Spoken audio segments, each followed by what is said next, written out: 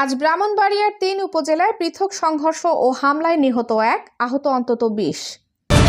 Voice of Brahmanbaria 24 সংবাদে সারাক্ষণ। একদিনের সহিংসতায় উত্তপ্ত হয়ে উঠেছে ব্রাহ্মণবাড়িয়া। জেলার ৩টি উপজেলায় পৃথক সংঘর্ষ ও হামলার ঘটনায় একজন নিহত এবং অন্তত ২০ জন আহত হয়েছেন। তুচ্ছ বিরোধ ও পূর্বের দ্বন্দ্বকে কেন্দ্র করে এসব ঘটনায় এলাকাগুলোতে আতঙ্ক ও উত্তেজনা ছড়িয়ে পড়ে।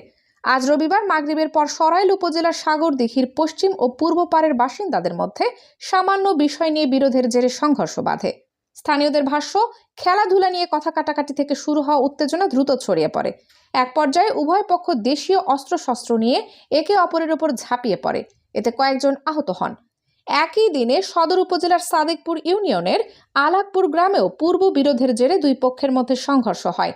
ইট পাটকেল নিক্ষেপ ও ধাওয়া পাল্টা ধাওয়ার এক পর্যায়ে উভয় পক্ষ দেশীয় অস্ত্রশস্ত্র নিয়ে মুখোমুখি অবস্থান নেয় এবং একে অপরের ওপর হামলা চালায়। এতে অন্তত ১০ জন আহত হন।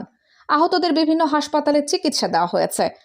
এদিকে নবীনগর উপজেলার মনুবাবুর ঘাটে নৌকায় বসাকে কেন্দ্র করে কথা কাটাকাটির জেরে হানিফ মিয়া নামের এক ব্যক্তি প্রতিপক্ষের মারধরে নিহত হন। ঘটনার পর অভিযুক্ত পালিয়ে যায়।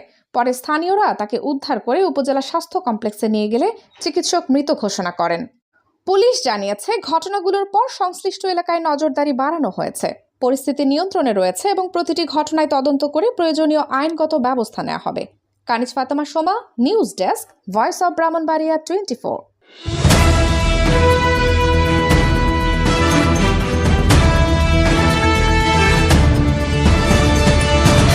ভয়েস অব ব্রাহ্মণবাড়িয়া 24 সংবাদে সারাক্ষণ।